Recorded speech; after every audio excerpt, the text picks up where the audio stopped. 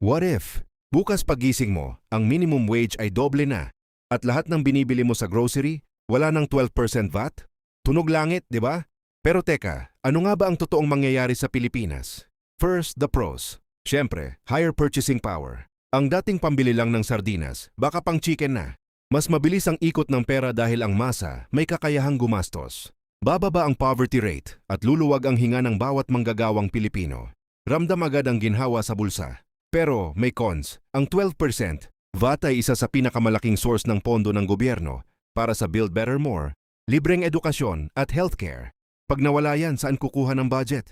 Plus, kapag itinaas ang sahod ng biglaan, baka ang mga small business, MSMEs, ay mapilitang magsara o magtanggal ng tao dahil hindi kaya ang cost.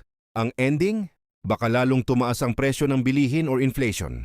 Kaya ang tanong, kaya ba nating balansehin? Pwedeng itaas ang sahod pero dahan-dahan. Pwedeng bawasan ang VAT pero sa basic goods lang. Hindi lang ito basta dagdag bawas, kailangan ng matalinong plano. Ikaw, sa tingin mo, solusyon ba ito o mas malaking problema? Comment na.